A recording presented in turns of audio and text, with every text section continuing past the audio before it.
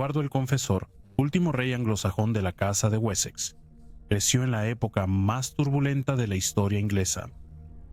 Como el séptimo hijo del rey Etelredo el Indeciso, nunca estuvo destinado a asumir el trono. Sin embargo, la conquista vikinga de Inglaterra y la derrota de su familia lo dejarían como uno de los pocos herederos restantes de la línea de sangre de la Casa de Wessex, los primeros reyes de toda Inglaterra. Esta es la trágica historia de Eduardo el Confesor, un hombre que restauraría el poder de su casa, pero que durante su largo y políticamente débil reinado, pondría en marcha uno de los eventos más decisivos en la historia inglesa: la invasión normanda y la desaparición definitiva de la cultura anglosajona. Esta es su historia. Eduardo nació en el año 1003 y fue el séptimo hijo del rey Etelredo el Indeciso de su segunda esposa, Emma de Normandía. Como el más joven de los hijos de Etelredo, Eduardo tenía pocas expectativas de llegar al trono. Creció en la riqueza y el privilegio de la corte anglosajona de su padre, protegido del turbulento mundo exterior. Sin embargo, durante sus años formativos, Inglaterra fue cada vez más atacada por temibles invasiones vikingas lideradas por Sven Barba Partida, el rey de Dinamarca y Noruega, así como por los Jomsvikings bajo el mando de Thorkel el Alto. Estas fuerzas vikingas saquearon y devastaron el reino sin piedad, dejando destrucción a su paso. Etelredo, incapaz de unir los ejércitos divididos de su reino, vio tambalear su reinado. En el año 1013, los vikingos invadieron el reino y Sweyn Barba de Horquilla reclamó el trono inglés. Con solo 10 años, Eduardo fue obligado a exiliarse en Normandía, una tierra que se había convertido en un refugio temporal para la familia real anglosajona desplazada. Con Sweyn ahora coronado rey, Eduardo, quien antes era un joven príncipe privilegiado, fue reducido a un simple niño en el exilio, y su padre, un rey sin trono. Sin embargo, el destino daría un breve respiro. El reinado de Sweyn fue breve y fugaz.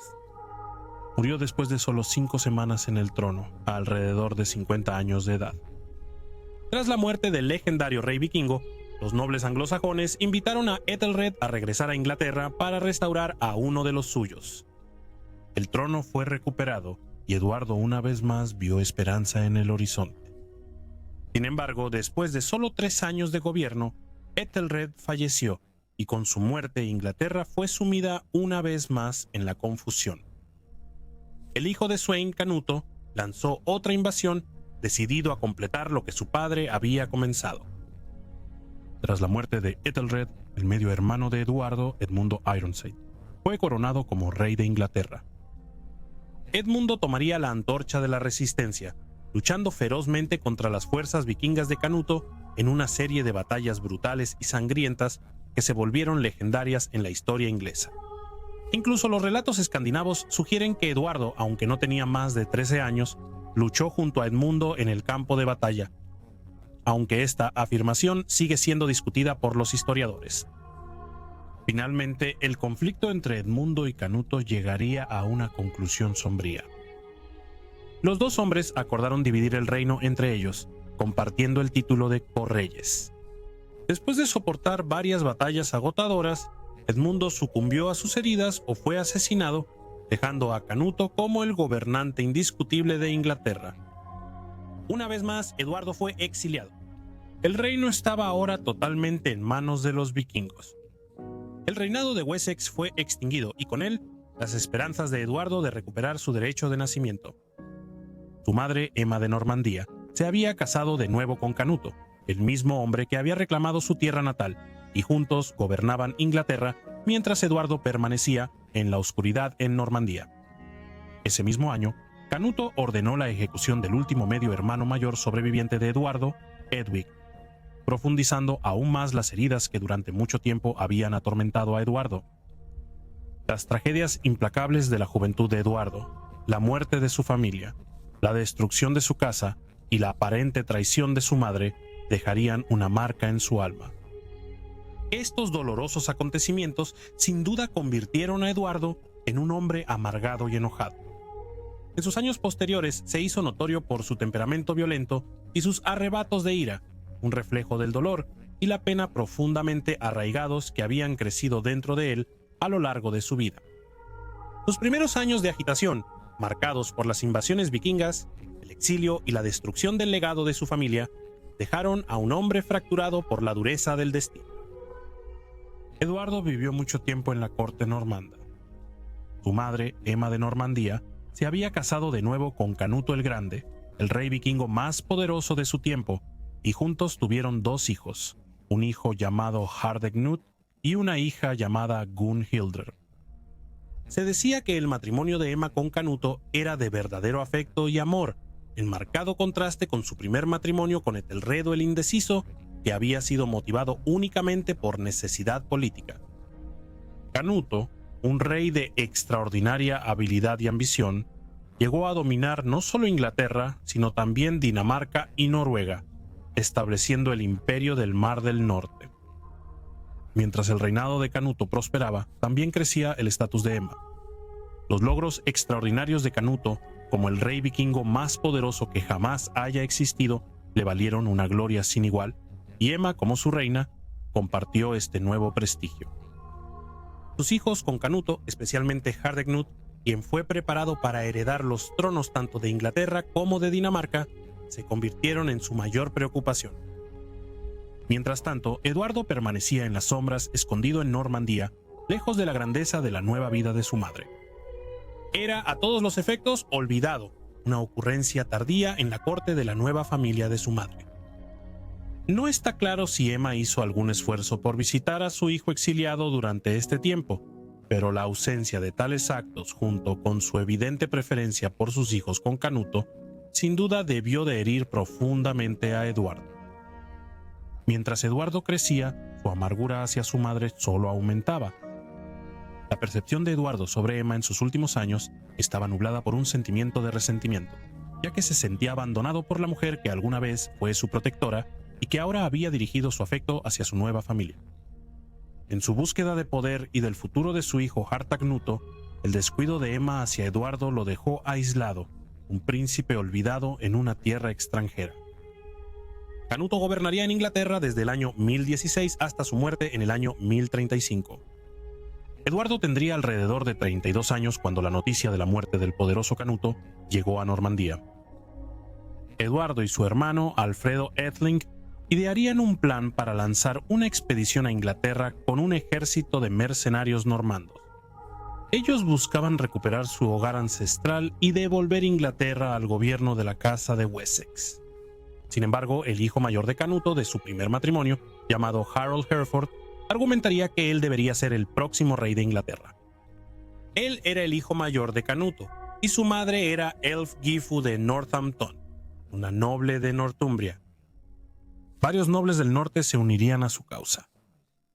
Godwin, el conde de Wessex, un hombre a quien Canuto había elevado al poder, estaba a favor de la ascensión de Harthacnut, al igual que Emma de Normandía, pero el Witton argumentó que necesitaban de inmediato un regente hasta que Harthacnut viniera a reclamar el trono. Así, Harold Hereford fue nombrado regente de Inglaterra y, en palabras de la crónica anglosajona, Harthacnut fue abandonado porque tardó demasiado en Dinamarca.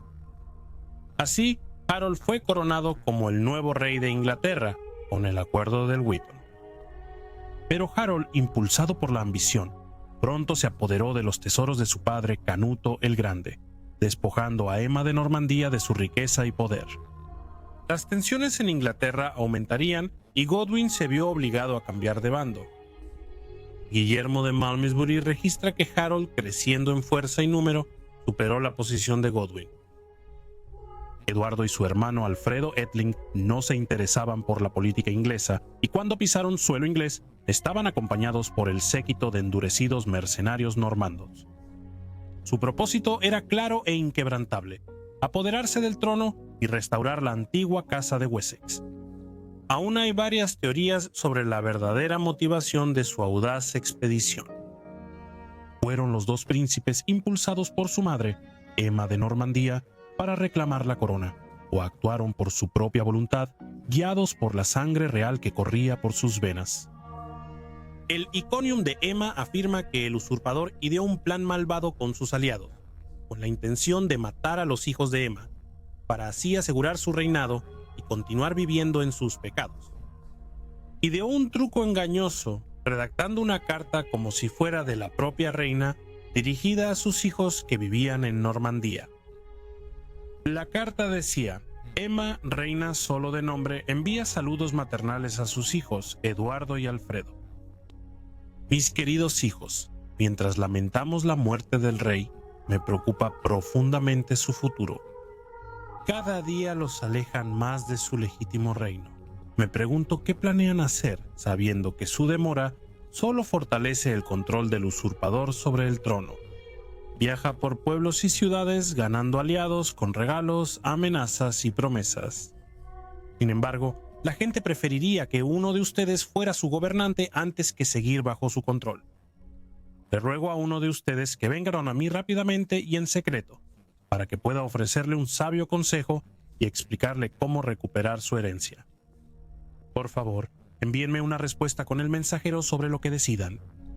Adiós, mis queridos hijos.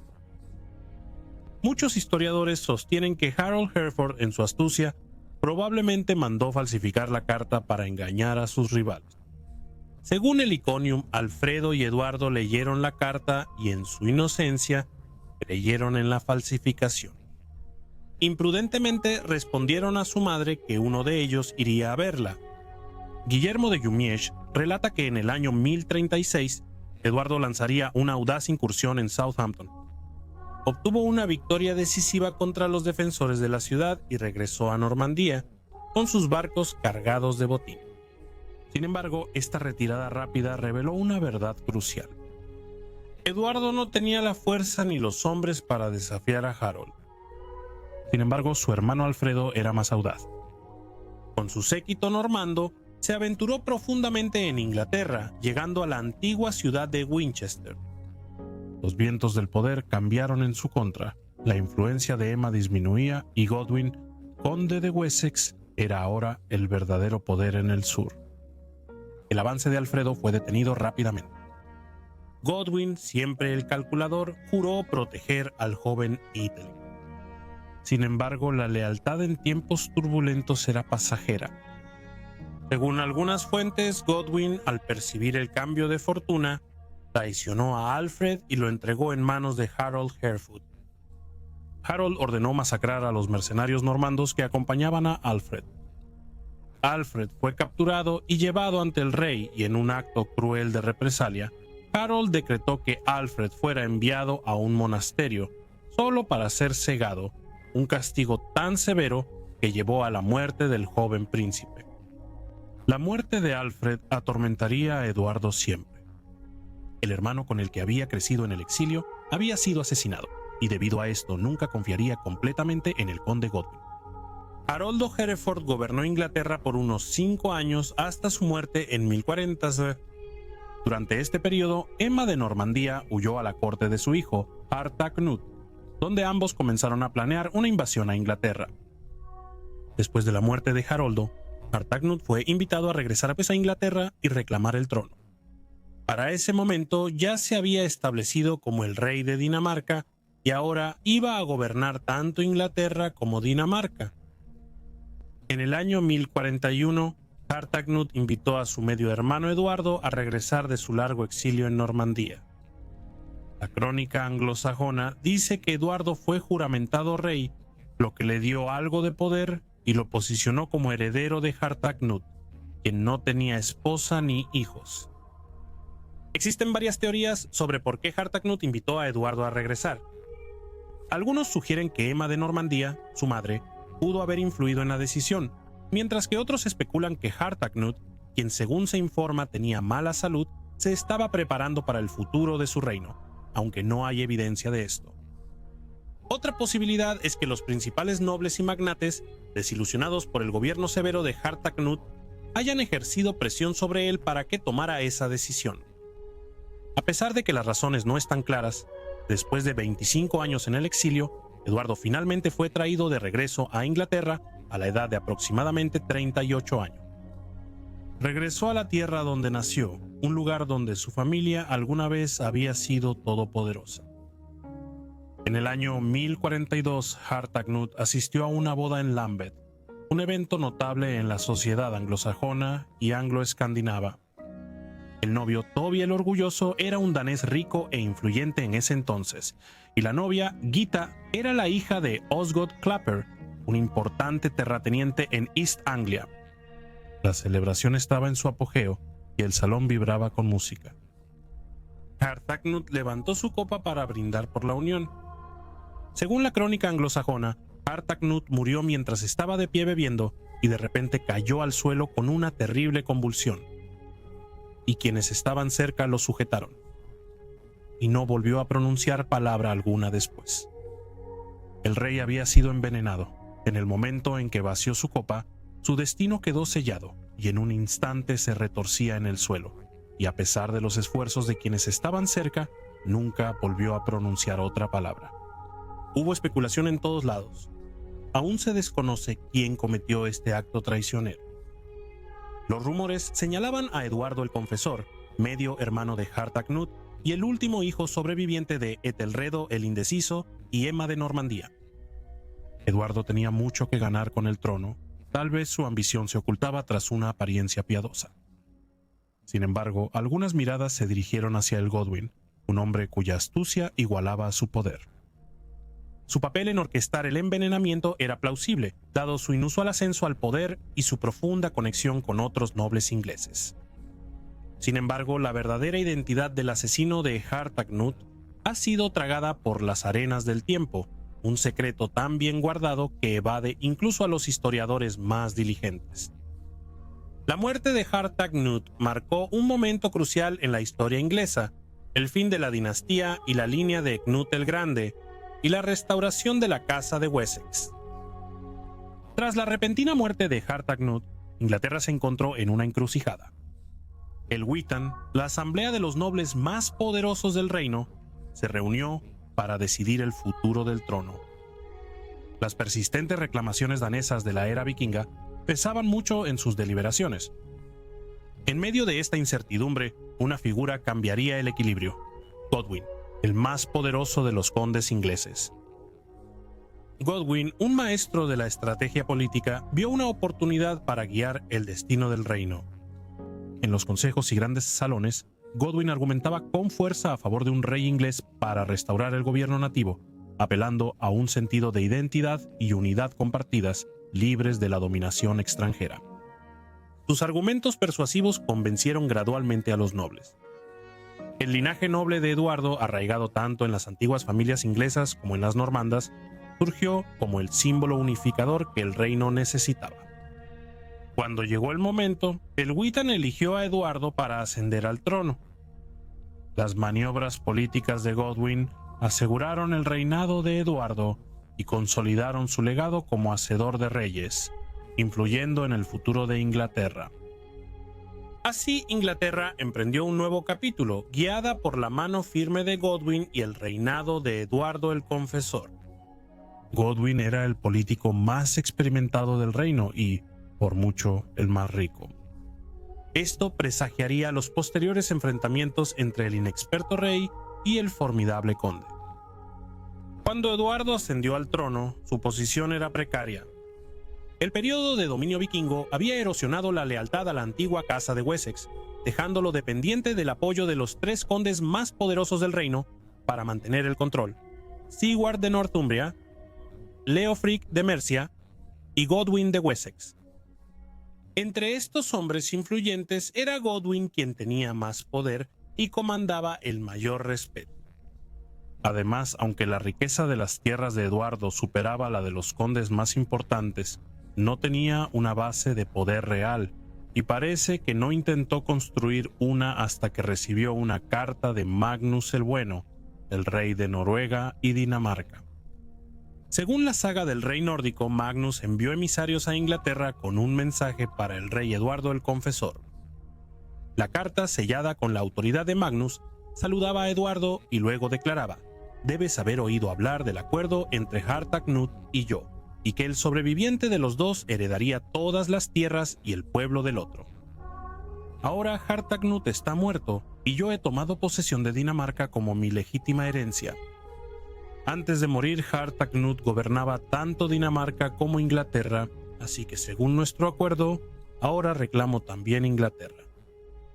te pido que me entregues el reino.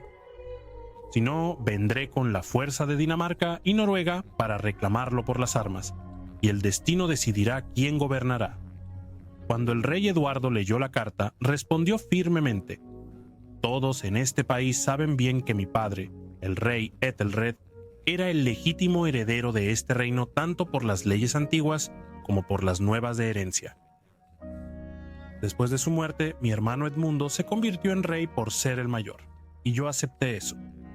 Luego, después de Edmundo, mi padrastro Canuto el Grande tomó el trono, y mientras él vivió, no hubo oportunidad para que nadie más lo reclamara. Después de Canuto gobernó Harald, y luego Harta Canuto, quien gobernó tanto Inglaterra como Dinamarca, creyendo que era justo que él tuviera ambos, mientras yo no tenía ninguno. Pero cuando Harta Canuto murió, el pueblo de Inglaterra me eligió como su rey. He asumido este título y he sido consagrado como rey y he establecido mi autoridad, tal como lo hizo mi padre antes que yo. Mientras viva, no renunciaré a mi corona. Si el rey Magnus viene con un ejército, no levantaré uno en su contra. Él solo tomará Inglaterra cuando me quite la vida. El rey Magnus tenía la reputación de ser un guerrero y un rey sabio, y era el rey tanto de Dinamarca como de Noruega. Una invasión pudo haber resultado en la rendición de Inglaterra y la muerte de Eduardo. Temiendo una invasión, Eduardo tomó el mando de la flota en Sandwich. Sin embargo, Magnus nunca invadió y murió joven en el año 1047, con solo 23 años de edad. En el año 1043, con el firme apoyo de los condes más poderosos de Inglaterra, Eduardo dio un paso decisivo y despiadado para consolidar su autoridad al volverse contra su propia madre. La furia de Eduardo se dirigió directamente a la mujer que lo había abandonado durante un cuarto de siglo, dejándolo exiliado en Normandía. La crónica anglosajona registra que Eduardo, en un acto de profunda traición, ordenó la confiscación de todas las tierras de su madre, junto con sus vastas riquezas en oro y plata, y otros tesoros incalculables. Conocido por sus arrebatos de ira, este acto de crueldad pudo haber sido impulsado por un estallido repentino de enojo. Quedarse con la riqueza de su madre fue, sin duda, una decisión extraordinaria que podría parecer ilógica o incomprensible. Sin embargo, en el contexto de la tumultuosa juventud de Eduardo y las profundas heridas que dejó su abandono, las acciones parecen menos extrañas. Reflejan la compleja y dolorosa relación entre un hijo que había sufrido traición y un rey decidido a imponer su dominio sin importar el costo. La biografía en latín del rey Eduardo decía que era una figura muy apropiada de hombre, de estatura sobresaliente y distinguido por su cabello y barba blancos como la leche, rostro lleno y mejillas rosadas, manos delgadas y blancas y dedos largos y translúcidos. En todo el resto de su cuerpo era una persona real sin tacha, agradable pero siempre digna. Caminaba con la mirada baja, siendo sumamente afable con todos. Si algo despertaba su temperamento, parecía tan terrible como un león, pero nunca revelaba su enojo con insultos. Esta descripción de Eduardo parece bastante acertada, capturando tanto su naturaleza melancólica, reflejada en su mirada baja, como su temperamento ardiente, comparándolo con el de un león, una comparación precisa con su personalidad volátil y feroz, moldeada por una vida de tragedia. La alianza entre Eduardo y Godwin llegó a su punto máximo en 1045, cuando Eduardo se casó con Edith, hija de Godwin. Esta unión no fue solo un lazo matrimonial, sino una alianza que consolidó la posición de Godwin como el principal consejero y confidente del rey. Durante este tiempo, Godwin brindó consejo y orientación a Eduardo, ayudándolo a navegar las complejidades de gobernar un reino diverso y a menudo turbulento. Desde orígenes humildes, Godwin había forjado una casa noble y también era la más poderosa del reino. Gobernaba Wessex, la región más rica del reino. La familia Godwin ahora tenía 3 condados, ya que convenció a Eduardo de otorgarle a su hijo Harald el condado de East Anglia y a su hijo mayor Sweyn el de la Mercia del Sur. solo la Mercia del Norte y Northumbria permanecían en otras manos. Además, con Edith como reina, la influencia de la familia Godwin se infiltró en cada rincón del reino. Además, Eduardo, que apenas había regresado a Inglaterra como un extraño medio normando, sin experiencia en la política inglesa ni en ningún tipo de liderazgo, ahora comenzaría una lucha por el poder entre el formidable conde y el inexperto rey. Se decía que Godwin más que nadie tenía las riendas del reino. El rey Eduardo parecía estar contento de dejar que Godwin y su formidable casa administraran el reino, una tarea que desempeñaron con notable justicia y habilidad. Este arreglo permitió a Eduardo enfocarse en sus intereses, muchos originados en sus años en Normandía. Entre sus amigos más cercanos estaba el conde Eustaquio de Boulogne.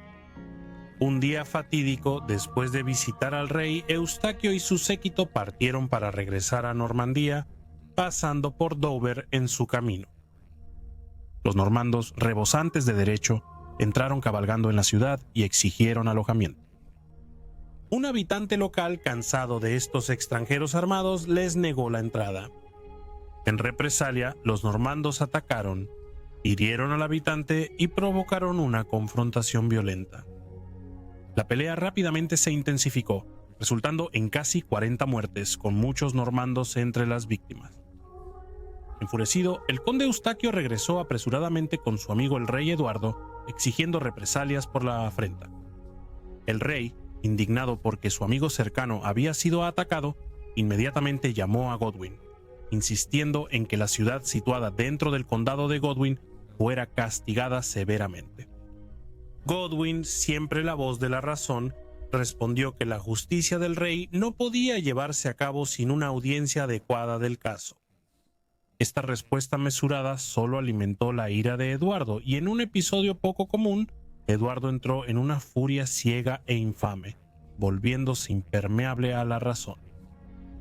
Incitado por sus consejeros normandos, Eduardo culpó a Godwin por el asesinato de su hermano Alfredo, un cargo del que la Wheaton ya lo había absuelto.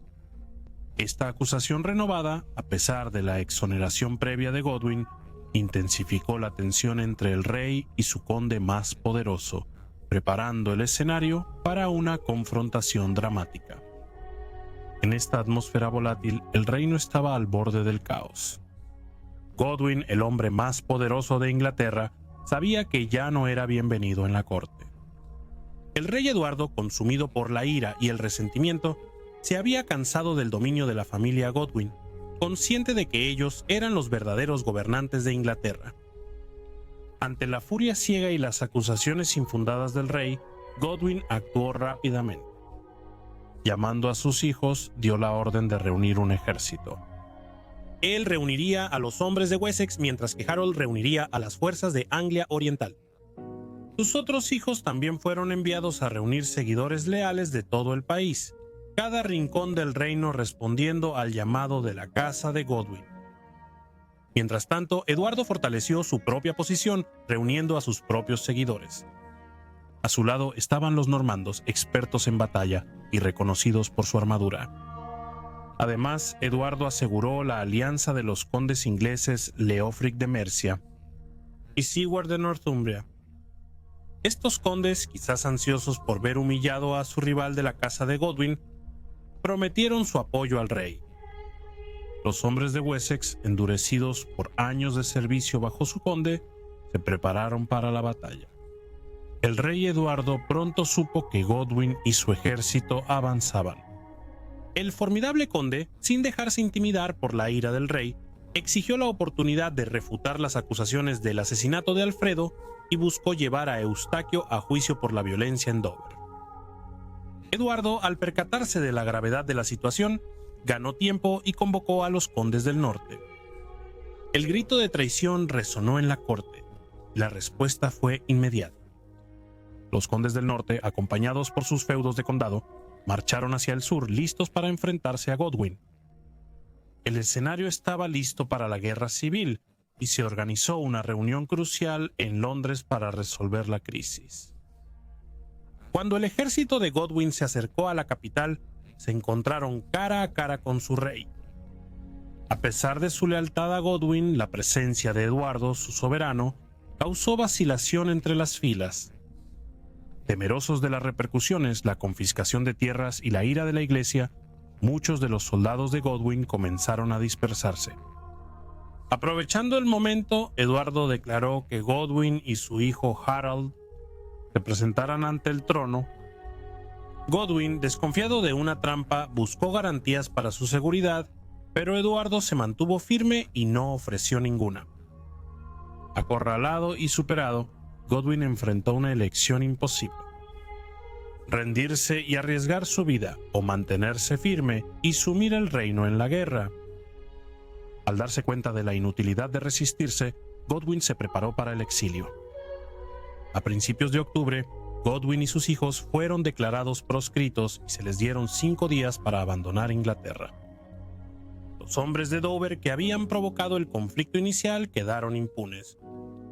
Godwin, acompañado por su esposa Gita y sus hijos Tostig y Geert, huyó a Flandes. Harald y Leofwine zarparían hacia la fortaleza nórdica de Dublín, buscando refugio entre los guerreros vikingos. Mientras tanto, Edith la reina, hija de Godwin, fue enviada a un convento y despojada de todas sus posesiones reales, un recordatorio contundente de la autoridad absoluta del rey. Así, la otrora poderosa casa de Godwin fue dispersada, su poder quebrantado, su influencia disminuida. La jugada calculada de Eduardo no solo había neutralizado a su mayor rival, sino que también reafirmó su control sobre el reino. La ambición de Godwin desapareció y Eduardo gobernó sin oposición, su trono asegurado. Por ahora. No podía durar. La noticia de las acciones despiadadas del rey se esparció como pólvora, encendiendo una ola de descontento en todo el reino. La opinión pública se volvió en contra de Eduardo, alimentada por la indignación del pueblo. Los ingleses, a quienes se les negaron los 2 derechos fundamentales que más valoraban, el derecho a vivir en paz en sus hogares y la protección de la ley, vieron cómo su paciencia se agotaba. El pueblo veneraba a Godwin, recordándolo como el conde firme que defendió la paz y la justicia durante décadas. Bajo su liderazgo, el reino había prosperado y la justicia había estado al alcance de todos. En marcado contraste, el rey Eduardo, esclavizado por la influencia de sus aliados normandos, parecía indiferente a las necesidades de sus propios súbditos. Favorecía los intereses de sus amigos normandos por encima del bienestar del pueblo inglés, una traición que no pasó desapercibida. Los relatos de la traición de Eduardo resonaban en aldeas y pueblos, despertando una memoria colectiva de días mejores bajo el gobierno de Godwin. Los murmullos de descontento crecieron hasta ser clamores de justicia. Ya no podían tolerar a un rey que les había dado la espalda, priorizando intereses extranjeros y abandonando al mismo pueblo que juró proteger. Mientras tanto, en Flandes, Godwin, con sus vastas hordas de oro, estaba reuniendo un ejército de mercenarios, decidido a regresar a Inglaterra y desafiar al rey. En 1052, Godwin realizó un movimiento audaz al desembarcar en la isla de Wight para medir la lealtad de los hombres de Wessex. Estos hombres, que conocieron a Godwin como su señor por más de 30 años, recordaban su gobierno justo y equitativo. Con un sentimiento de nostalgia y lealtad, se unieron a su causa, brindándole apoyo y suministros.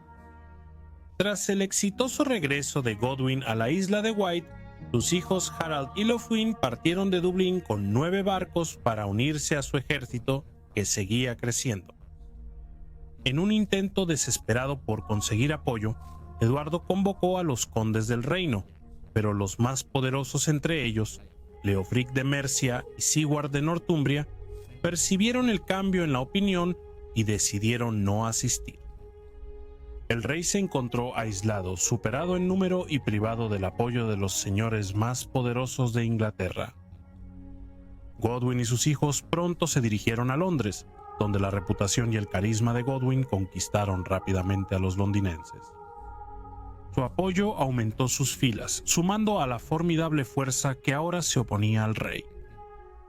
Navegando bajo el puente de Londres, las fuerzas de Godwin desembarcaron, enfrentándose al ejército de Eduardo al otro lado del Támesis una vez más, como lo habían hecho en el año 1051. El ambiente estaba cargado de tensión, con la amenaza de un derramamiento de sangre acechando. Eduardo, a pesar de su disposición a luchar, fue influenciado por sus consejeros temerosos, conscientes de la ira y la influencia de Godwin. Se negoció una tregua y se convocó una reunión de un Wheaton para determinar el destino de Inglaterra. El Wheaton, ahora con Leofric y Siward, se reunió para deliberar.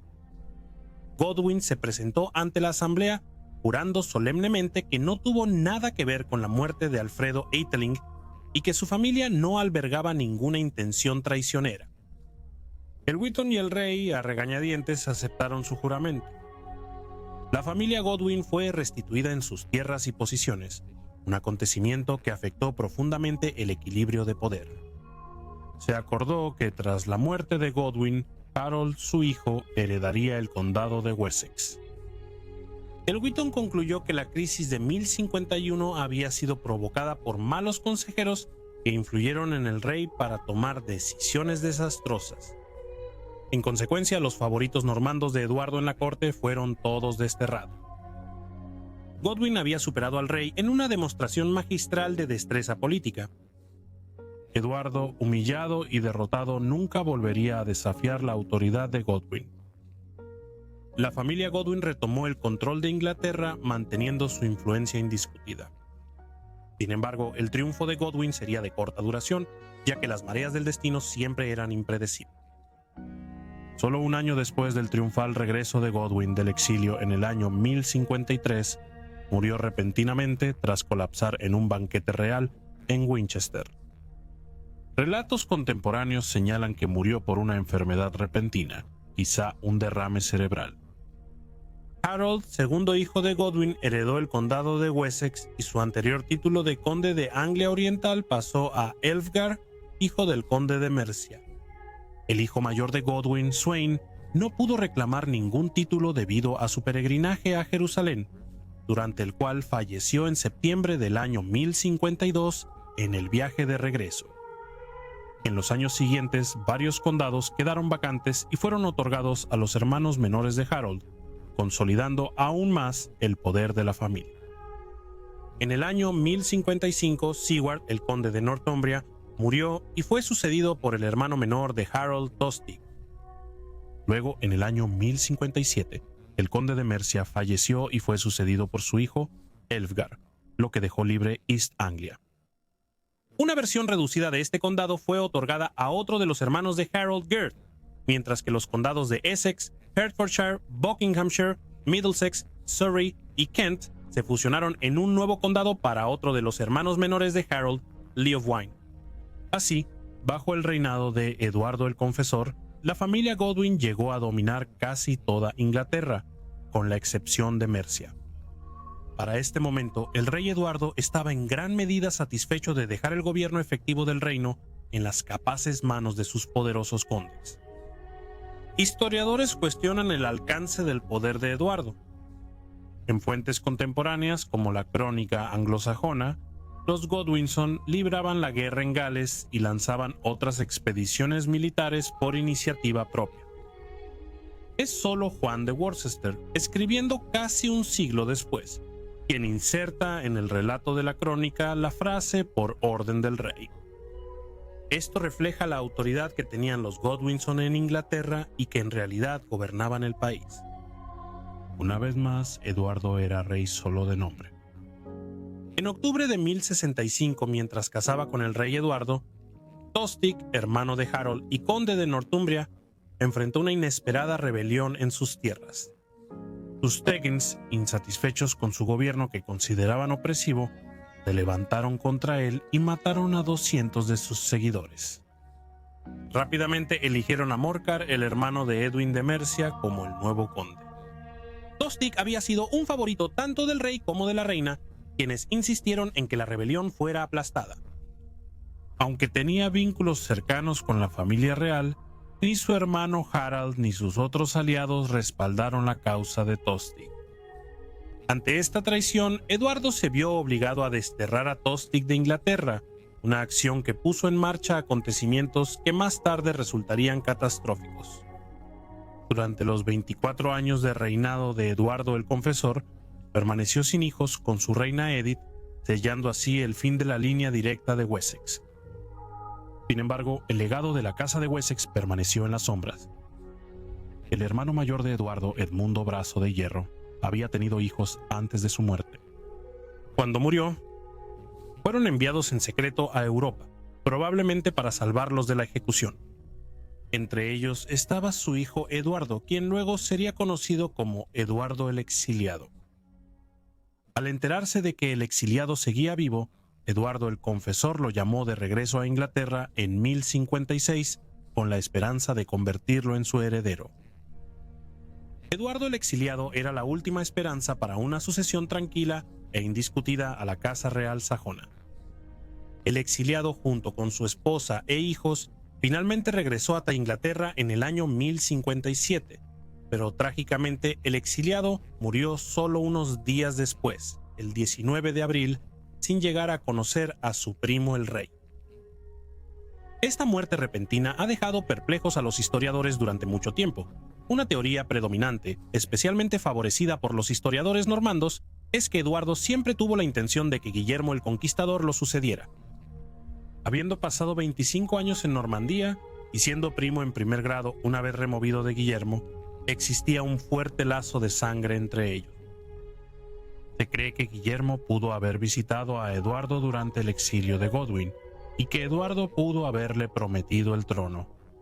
Sin embargo, la sinceridad de esta promesa es debatida, ya que muchos historiadores cuestionan si Eduardo realmente tenía la intención de cumplirla o si después cambió de opinión. Además, Guillermo había capturado a Harold Godwinson, el hombre más poderoso de Inglaterra, y lo obligó a jurar que apoyaría su reclamo al trono inglés. Aunque la naturaleza de este juramento sigue siendo incierta, es probable que Harold haya sido obligado a jurarlo bajo coacción. Eduardo el Exiliado tenía un hijo llamado Edgar Atheling, quien habría tenido 14 años en el año 1066. Edgar, aun siendo niño, era el último heredero masculino de la línea de Wessex y legítimo aspirante al trono según la ley inglesa, aunque Eduardo no lo nombró formalmente antes de morir. En el año 1066, cuando Eduardo el Confesor estaba en su lecho de muerte, aún no había aclarado su preferencia para la sucesión. Sin embargo, antes de morir, confió el reino a la protección de Harold, su conde más poderoso y el hombre más formidable de Inglaterra. El hecho de que Eduardo no designara un sucesor claro creó un peligroso vacío de poder. Esta incertidumbre eventualmente provocaría la mayor agitación en la historia de Inglaterra, marcando el fin de la Casa de Wessex y la desaparición de la cultura anglosajona. La decisión de Eduardo de desterrar a Tostig de Inglaterra pondría en marcha una serie de eventos que transformarían dramáticamente el futuro del reino. Tostig, antes un conde leal, fue exiliado tras gobernar de forma opresiva Northumbria y causar una rebelión. Al ser despojado de su poder, Tostig buscó venganza y recurrió a Harald Hardrada, el legendario rey vikingo de Noruega, para que lo ayudara presuntamente a recuperar su título. Hardrada era un guerrero temible, con la reputación de ser uno de los reyes más formidables en la historia vikinga, y respondió al llamado de Tostig, trayendo consigo una poderosa flota para invadir Inglaterra. En septiembre del año 1066, las fuerzas de Hardrada se enfrentaron al ejército inglés en la batalla de Fulford, donde derrotaron de manera decisiva a las fuerzas de los condes del norte. Sin embargo, su triunfo sería de corta duración. Solo 5 días después, en la batalla de Stamford Bridge, Harold Godwinson, el nuevo rey inglés, se enfrentó al ejército de Hardrada en una batalla que se volvería legendaria. Aunque Hardrada era hábil, las fuerzas de Harold obtuvieron una victoria decisiva, acabando con la amenaza vikinga en Inglaterra. Sin embargo, esta victoria fue agridulce, ya que el ejército de Harold, agotado por la feroz batalla, ahora enfrentaba otra invasión desde el sur, mientras Harold celebraba su triunfo en Stamford Bridge. Guillermo de Normandía quien por mucho tiempo aspiró al trono inglés, se preparaba para cruzar el canal. Guillermo desembarcó en Inglaterra con su ejército de normandos y aliados a finales de septiembre de 1066. La batalla culminante de Hastings pronto siguió, uno de los momentos más decisivos en la historia de Inglaterra. Haroldo, agotado por su reciente batalla con Hardrada, se enfrentó a las fuerzas de Guillermo en Hastings. En una lucha feroz, el ejército de Haroldo fue superado y el propio Haroldo murió. La victoria de Guillermo en Hastings marcó el fin del dominio anglosajón en Inglaterra y el inicio de la conquista normanda. El reinado de Guillermo transformó todo. Buscó consolidar su control sobre la tierra, construyendo una vasta red de castillos y fortificaciones. Estableció una nueva aristocracia normanda, reemplazando a la nobleza anglosajona con sus seguidores leales. La forma de vida tradicional anglosajona fue erosionándose lentamente, reemplazada por las costumbres y el idioma de los normandos. Esto marcó el final de una era, ya que la cultura anglosajona fue absorbida gradualmente por el mundo normando. Por un giro del destino, Eduardo el Confesor, el hombre cuyo reinado vio a Inglaterra tambalear políticamente, sería canonizado por la Iglesia inglesa en el año 1161.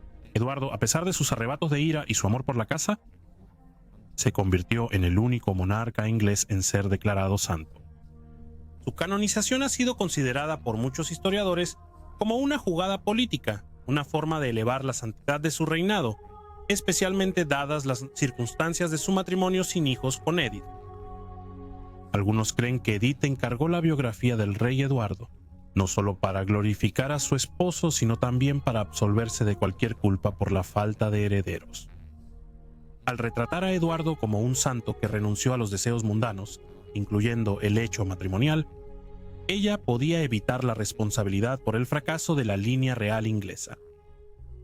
A pesar de esta elevación religiosa, el legado de Eduardo el Confesor está lleno de controversia.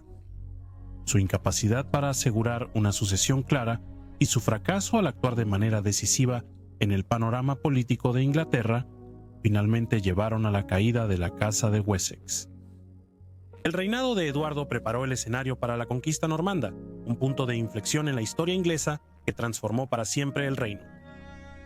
De un niño traumatizado a un rey políticamente débil, las decisiones de Eduardo, especialmente en los años previos a su muerte, contribuyeron directamente a los acontecimientos que llevaron a la derrota de Inglaterra en Hastings.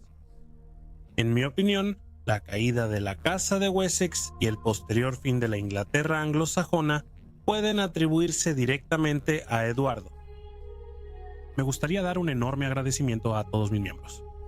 Su contribución es valiosa para la continuidad del canal y les agradezco enormemente a todos. Un agradecimiento especial a John Sainz. Espero que hayan disfrutado el video.